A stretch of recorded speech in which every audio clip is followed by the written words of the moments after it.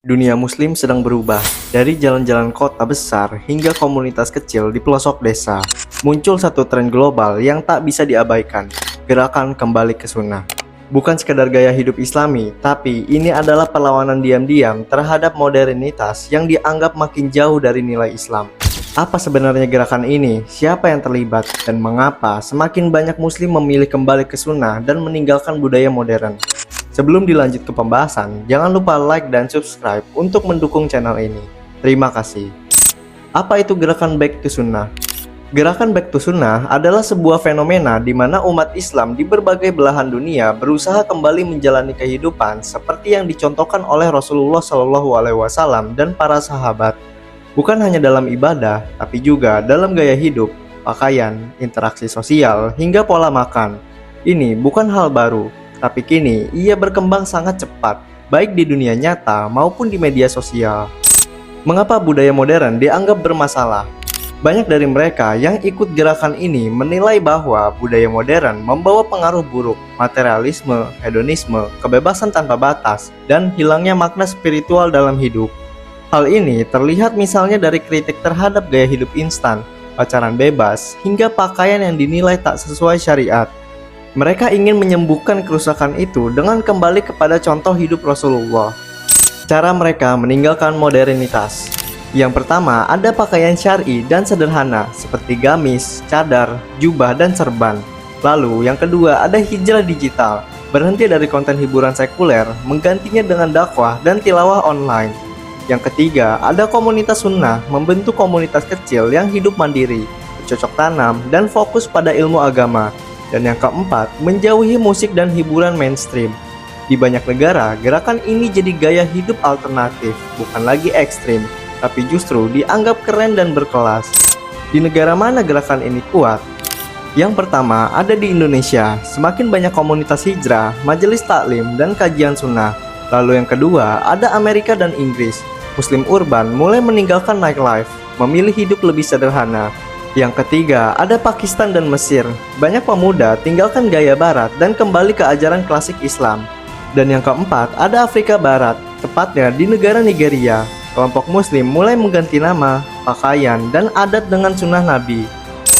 Apakah semua orang menerima gerakan ini? Tentu tidak semua. Banyak yang menganggap gerakan ini terlalu kaku, bahkan dianggap mundur ke masa lalu. Ada pula kekhawatiran bahwa semangat kembali ke sunnah bisa disalahartikan sebagai gerakan radikalisme atau anti perbedaan. Namun, para pelakunya menegaskan ini bukan tentang kekerasan, tapi tentang hidup sesuai tuntunan Nabi. Pengaruh media sosial dalam gerakan ini. Instagram, TikTok, dan YouTube menjadi alat dakwah utama. Para influencer sunnah bermunculan, mempopulerkan konten hijrah, tutorial mengenakan cadar, tips hidup islami, hingga vlog sehari dalam hidup muslimah sunnah. Gerakan ini tumbuh viral, terutama karena narasi hidup sederhana tapi bahagia bersama Allah. Apa hubungannya dengan hijrah? Gerakan ini seringkali beririsan dengan gerakan hijrah, yakni perubahan diri ke arah yang lebih islami. Namun, Back to Sunnah lebih spesifik, bukan hanya hijrah secara umum, tapi hijrah menuju kehidupan ala Nabi dan para sahabat. Banyak yang merasa hidup mereka jadi lebih tenang, terarah, dan punya tujuan setelah menjalaninya. Apakah gerakan ini berbahaya atau justru harapan? Di satu sisi, gerakan ini menghidupkan kembali semangat Islam yang otentik. Tapi di sisi lain, bila tanpa pemahaman yang mendalam, bisa memicu eksklusivitas atau bahkan fanatisme sempit. Kuncinya adalah ilmu. Tanpa ilmu, gerakan ini bisa melenceng. Tapi dengan ilmu, ini bisa menjadi jalan pencerahan umat. Refleksi untuk kita semua. Gerakan ini menantang kita semua. Apakah kita benar-benar hidup sesuai dengan Islam atau hanya ikut arus modernitas? Pertanyaannya, bukan haruskah kita kembali ke masa lalu, tapi adakah nilai-nilai Islam yang bisa menyelamatkan kita dari krisis modern? Kebangkitan majelis ilmu di masjid dan di rumah. Salah satu tanda kuat gerakan ini adalah bangkitnya kembali tradisi majelis ilmu, baik di masjid, rumah, maupun online. Anak-anak muda mulai memadati kajian hadis dan fikih, menghafal kitab-kitab klasik seperti Riyadhus Shalihin, Bulughul Maram, hingga tafsir Ibnu Katsir. Ini menunjukkan adanya haus ilmu agama yang semakin menguat seiring melemahnya kepercayaan terhadap pendidikan modern yang sekuler. Tumbuhnya gaya hidup halal dan thayyib. Back to sunnah tak hanya soal ibadah, tapi juga menyangkut konsumsi harian. Semakin banyak muslim yang sadar akan pentingnya makan dan minum yang halal dan toib, organik, bersih dan tidak berlebihan. Ini terlihat dari peningkatan konsumsi madu, habatus sauda, air zam-zam, dan produk herbal ala Nabi. Bahkan, puasa sunnah seperti Senin Kamis mulai menjadi tren hidup sehat Islami. Semangat membangun keluarga sesuai sunnah. Gerakan ini juga sangat terasa dalam konsep pernikahan dan rumah tangga. Mereka menolak pacaran, memilih ta'aruf dan menikah muda. Banyak yang membentuk keluarga dengan prinsip qawam, pembagian peran gender yang sesuai syariat, dan pendidikan anak berbasis akhlak serta Al-Quran. Tujuannya mencetak generasi yang tidak hanya cerdas secara akademik, tapi kuat secara iman.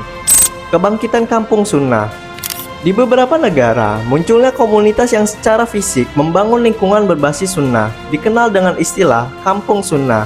Contohnya di Indonesia, komunitas hijrah membangun pemukiman Islami dengan sistem tanpa riba, rumah tanpa TV, lingkungan bebas narkoba dan pacaran, serta wajib sholat berjamaah. Ini adalah bentuk nyata hijrah kolektif untuk menciptakan kehidupan Islami secara total. Tantangan, stigma, perpecahan, dan takfir. Namun, gerakan ini juga menghadapi tantangan serius. Salah satunya adalah stigma ekstremis, perpecahan antar kelompok, dan mudah mengkafirkan orang lain yang tak sepaham. Beberapa individu atau kelompok salah kaprah menganggap hanya mereka yang mengikuti sunnah, sedang yang lain sesat atau menyimpang. Inilah bahayanya jika gerakan sunnah tidak diiringi dengan pemahaman, kelembutan, dan akhlak Rasulullah. Harapan, baliknya cahaya Islam di tengah kegelapan zaman.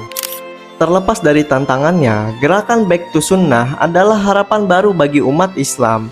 Di tengah krisis moral, perang budaya, dan dekadensi nilai, kembali kepada sunnah adalah langkah bijak. Karena sunnah yang bukan berarti mundur, tapi melangkah maju dengan pondasi kuat dari masa lalu yang suci.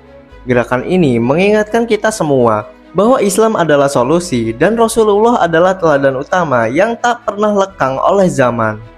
Gerakan Back to Sunnah bukan sekedar tren, tapi sebuah jawaban terhadap krisis spiritual umat Islam.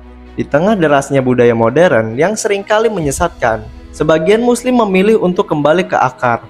Namun, gerakan ini butuh keseimbangan antara tradisi dan pemahaman yang benar, antara semangat dan ilmu, karena sunnah bukan sekedar jubah dan jenggot, tapi akhlak, ilmu, kasih sayang, dan keteladanan Rasulullah.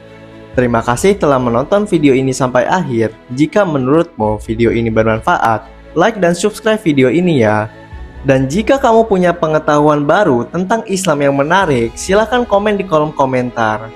Sampai jumpa di video selanjutnya.